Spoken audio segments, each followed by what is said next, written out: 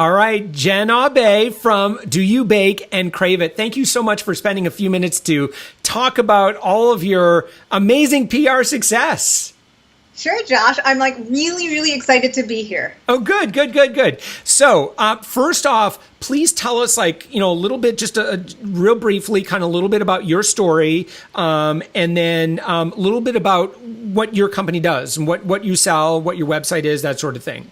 Sure. So I'm going to give you the Coles Note version because there's so much to our story that's just phenomenal. But it actually started out of my experience. I was about 4 years ago, 245 pounds, not feeling so great, really unhealthy, heavy, could hardly walk up the stairs, really had a hard time working out, hardly could keep up with my dogs, and I have two amazing dogs. And, just looked back and the cliche woke up one day. I guess I woke up one day and said, I've got to get control of my health. I'm like in my 20s. What am I doing? Come on.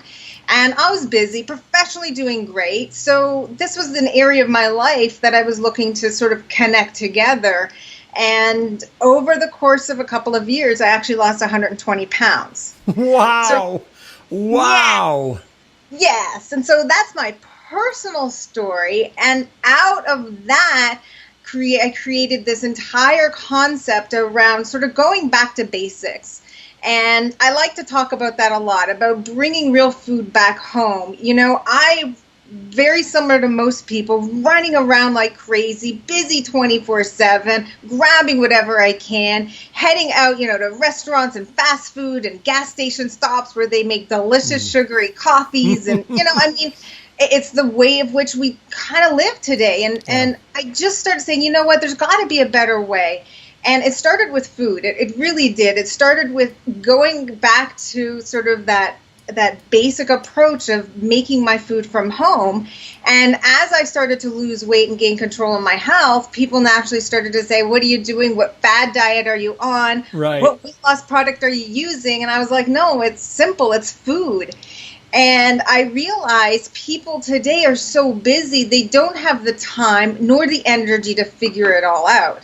And so they want simple solutions from home. And that's where our product really came into play, of bringing sort of that dry mix approach, lots of different products where, you can go from sort of your pantry and fridge to your slow cooker. You can make great meals ahead and throw it into your freezer, and teaching people not to grab things that have, additives and preservatives and so on and so forth. And, so that's where DoYouBake came in. And I like to talk as the everyday lifestyle brand. And DoYouBake has 250 plus products, all manufactured and developed by us, everything from your savory to your sweet. Because one of the things that I tell everybody is you have to find common ground when you're looking at food and wellness. It's not cutting out things, it's adapting so that it fits into our lifestyles, whether it's because we're busy, whether it's because we like sweets. I love cakes and cookies and everything in between. It's just, I know where I can fit that into my daily approach. Yeah. So it started with sort of the everyday food and then merged into, okay, Jen, I've lost this weight, feel really good, and started to learn all sorts about the fitness industry and, things you can do, and got really active. And once again, people said, how are you progressing without surgery, without this, and, without supplementation, and what are you doing? And that's where our second brand, Crave It, was born, where that's sort of I call it our high performance brand. You can't live off of it, but you sure as heck can supplement your day with it. The high protein, the fiber, superfood support. We're adding like really cool things in there, like gelatinized maca and spirulina and, bone broth. And so things that are great additions to our food, which comes from the earth, but that you just can't live off of 24/7, right?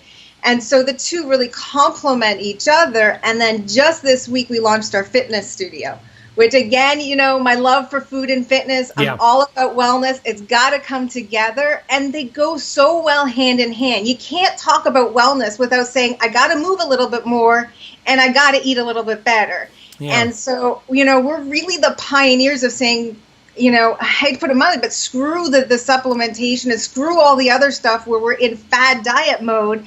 And let's really talk about the stuff that brings us all back to basics.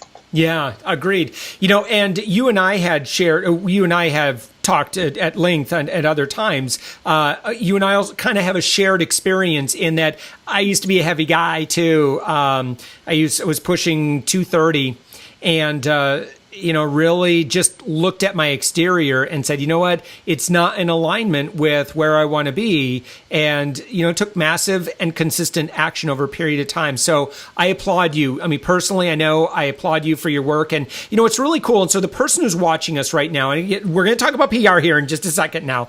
But I hope that you were listening to Jenn's story and the way that Jenn told it, because there were some things that you did, Jenn, and I don't know if you realize this, but you have an authentic and a unique point of view, and you absolutely have a charge behind the story that you share. You have a mission, you have a cause. And one thing that you'll find as you work with the media is that if you have a cause and you have a mission, it's going to be a lot easier to enroll people in your vision. And that includes influencers and the media. And I think that that's probably part of why you've had the level of success that you've had. And so you and I recently started working together. And I'm wondering if you could kind of talk about, maybe what those first few steps, those first few things that you did, and just kind of what you've experienced from that.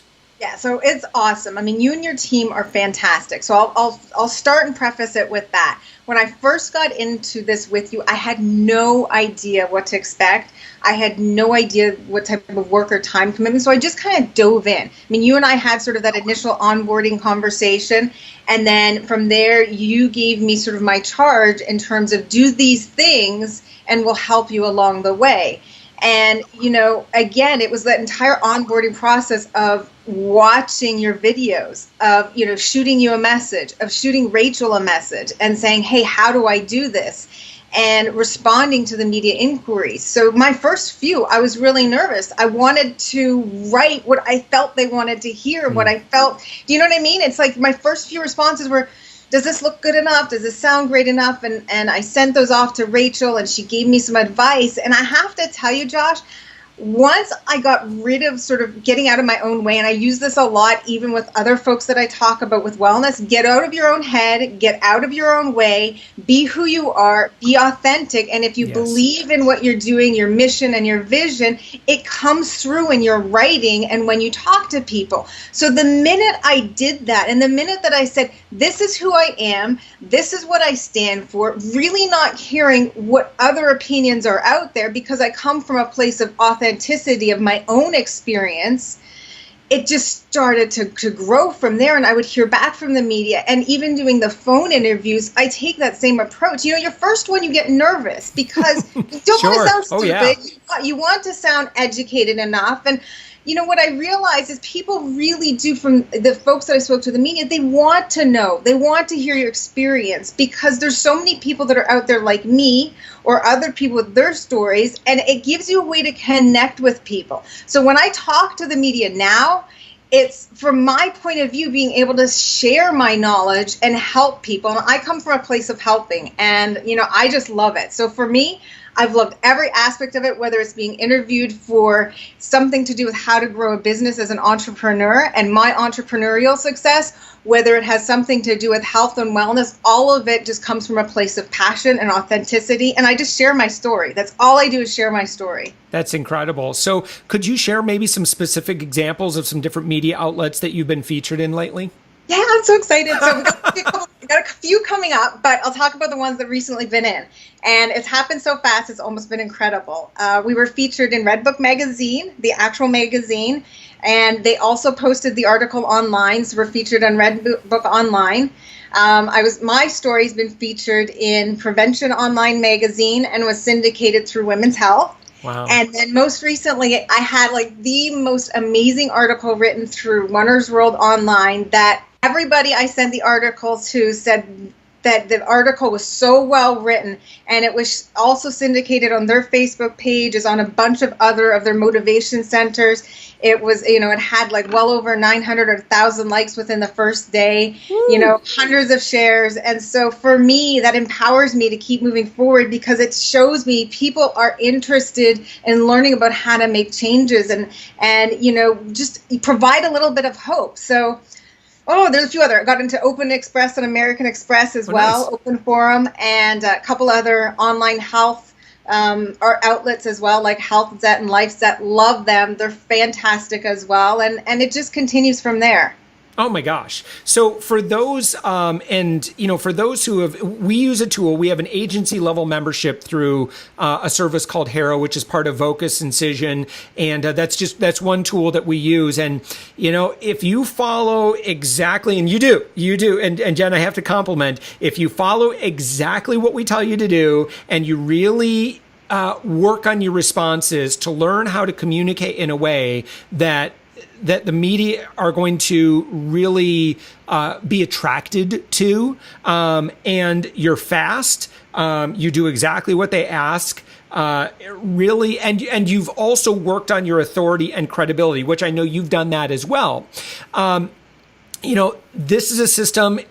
It's like shooting fish in a barrel. I mean, it's just as long as once you get the ball rolling and you really, okay, wait a minute, what Josh was talking about or what Rachel advised me to do, let me go ahead and try it that way. We've been doing this for years. We know exactly what works. And it may, just like you mentioned, it may not be the first inclination in how we want to respond. Because sometimes we feel like, oh my gosh, I have to look perfectly polished and I have to, just tell this story. I'm an expert and there's no scratches or dings on me. When in fact, I think one thing that you pointed out is, when you do that, it becomes less relatable. And so I really love that tip. Any other tips that you could recommend to other people who are considering using this service? And again, I'm sharing this message with people who are considering working with us, and also people who are already working with us who are like, ooh, I want the same results Jen is getting.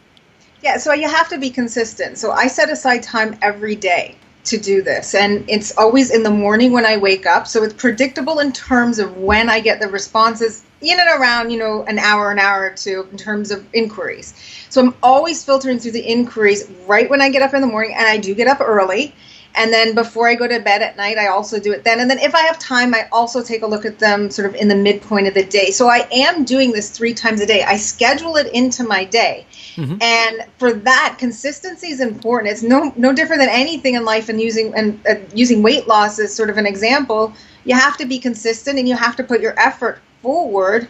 And use Rachel when you start to have her preview and take a look at your composition so that she can give you some advice on how to polish it better. Yeah. And for me, those first steps were invaluable. And then from there it was like sort of rock and roll, baby. Let's just keep going.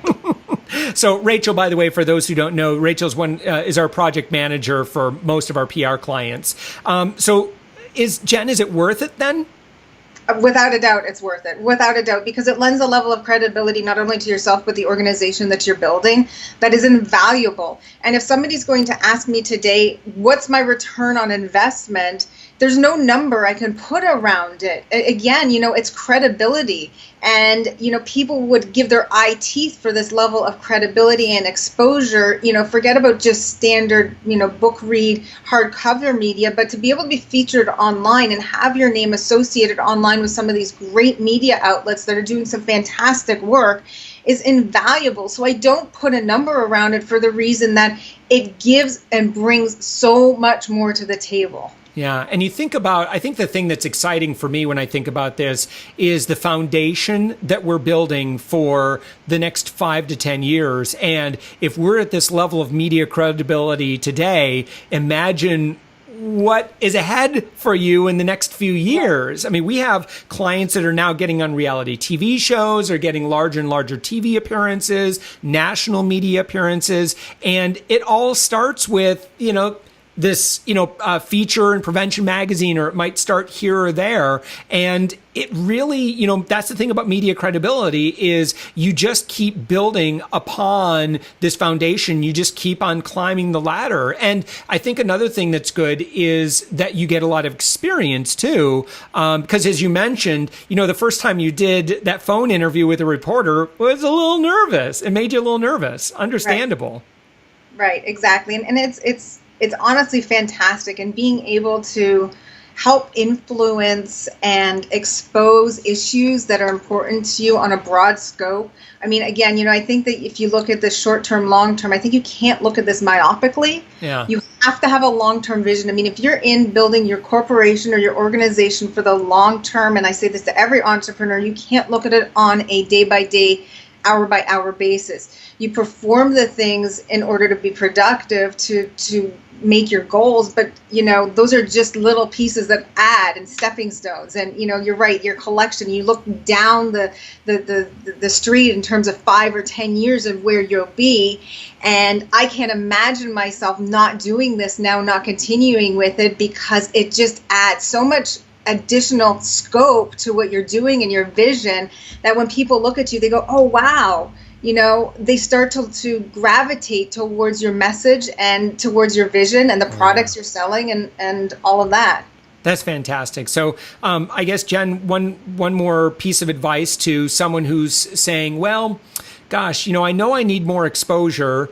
Well, maybe I ought to, and there's nothing wrong with advertising. I think everybody ought to advertise, but someone who's considering doing a lot more publicity, I guess what would be your charge to that person who's considering doing more PR for their business? So, yeah, we do all spend money on advertising and other elements. That's a given. And I know, as a small business owner, I'll give my quick background. I run a debt-free company. I bootstrap the company. Cost, money to me is important. I'm in a growth stage, which means cost, money, cash is even more important to me. But there's no reason not to do it. And again, I go back to, you can't buy your way into this level of, I don't want to say talking, exposure, eyeballs, discussion at all. I mean, you want to talk funny, is I looked at one of the major magazines that had already published me, and I have another one coming out, and published our story. And it was almost really funny to me to look at what they charge an advertiser for a quarter-page piece to talk about their business and their organization. And so if I can take the approach that I'll provide value, and I love to provide value, and I love to talk about what I'm doing, and they can use that because it helps their readers, I win, not only from the level of exposure, but look at how much I would have paid just to get my name into something. And people gloss over advertising today. That's it's right. A different world, guys. They want to hear content. They want to know what's going on. They don't care about the pretty ad and the piece of paper anymore. And so for that reason, I would say there's no reason why you shouldn't make the decision to work with you and work on PR. It's a no-brainer to me today. And I come from a place of where cash is an important element of my business. Well, Jenn Aube, thank you so much for joining us. So your company is DoYouBake and CraveIt. And thank you so much for sharing your experiences, and congratulations on your success. And it's a great honor to be able to work together with you and help create all this publicity. And it's going to be exciting to see what lies ahead. You've got a great story. I think you've learned how to tell it very, very well. And you do so very authentically. And it's really, really exciting to see the rewards that you're enjoying. So thank you so much. Thanks, Josh.